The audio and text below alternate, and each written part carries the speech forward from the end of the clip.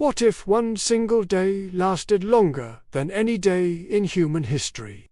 What if the sun itself stopped moving in the sky just because one man asked God for more time? This isn't a myth. This isn't a legend. This is the true story of Joshua and the day the sun stood still. After the death of the great leader Moses, the mantle of leadership for the entire nation of Israel passed to a man named Joshua. He wasn't just a successor. He was a warrior, defined by his unshakable faith and unwavering obedience to God. God had promised the land of Canaan to the Israelites, a land flowing with milk and honey. But this promised land wasn't empty. It was filled with powerful kings, cities with walls that touched the sky, and massive, well-trained armies. The challenge seemed insurmountable. Yet, with God on his side, Joshua began the campaign. One by one, the impossible fell. First, the mighty walls of Jericho crumbled to dust. Then, the city of Ai was conquered. Victory followed victory, and soon, a wave of fear began to ripple through the enemy kingdoms. They realized that Israel was not just another tribe to be pushed aside. They were a force guided by a divine hand. As word of Joshua's conquest spread, panic set in among the remaining rulers of Canaan. 5 powerful Amorite kings decided they had to act before it was too late.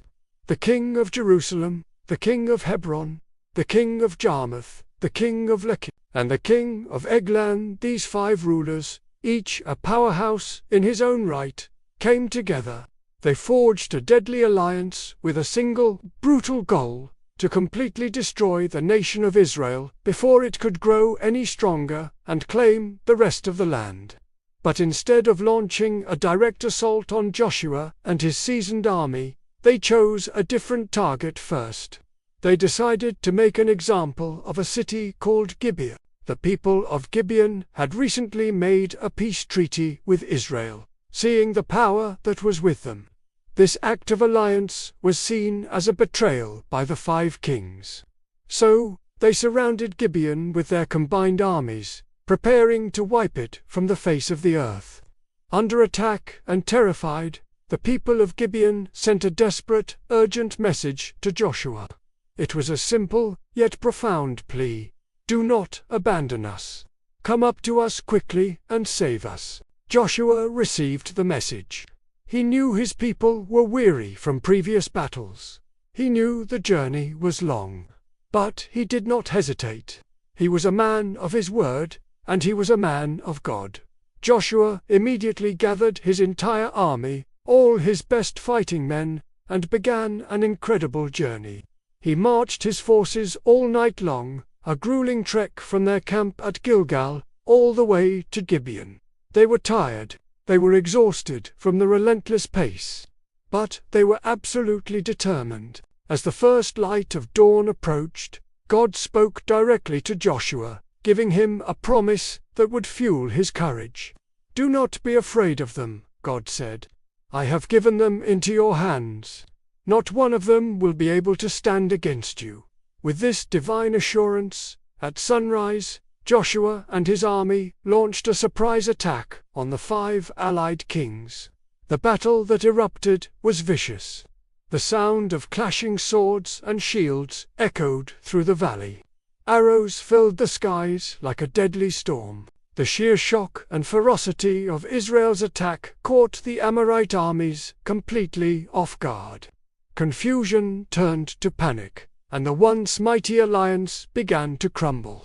The enemy armies broke rank and began to flee for their lives.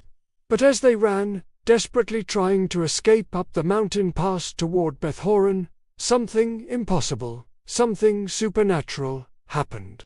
The sky, which had been clear just moments before, suddenly darkened. A storm of unimaginable intensity brewed directly over the fleeing enemy soldiers.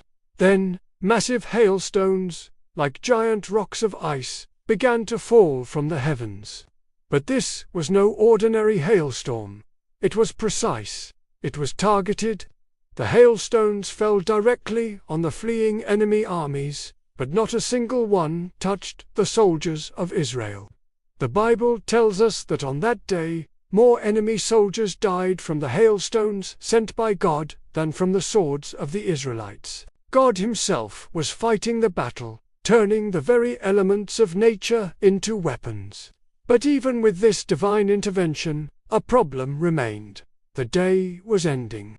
The sun was beginning to set, and a significant portion of the enemy was still escaping. Joshua looked up at the sky. He saw the sun sinking toward the western horizon.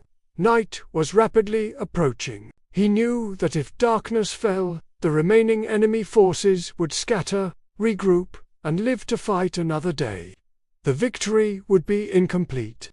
So, in that critical moment, with the fate of the battle hanging in the balance, Joshua did something no human had ever dared to do before or since. He lifted his voice, not in a quiet prayer, but in a bold command before all of Israel and before God. He cried out, "Sun, stand still over Gibeon, and you, moon, over the valley of Id." The entire army, friend and foe alike, froze. The words hung in the air, audacious and unbelievable. Who could command the sun? Who could order the moon to stop its course? It was a prayer, a command, born of absolute faith that the God who created the heavens could also control them. And then, the impossible happened again. The sun stopped moving. The moon, which had been rising, halted in its path. Time itself seemed to hold its breath. The day did not end. For what the Bible describes as about a full day, the sun remained in the middle of the sky, refusing to set, bathing the battlefield in unwavering daylight. Scripture captures the uniqueness of this moment perfectly. There has never been a day like it before or since. A day when the Lord listened to a human being, with time no longer an enemy, with the battlefield illuminated by a divinely extended day. Joshua and the army of Israel had all the time they needed. They pursued their enemies and finished the battle, achieving a complete and total victory.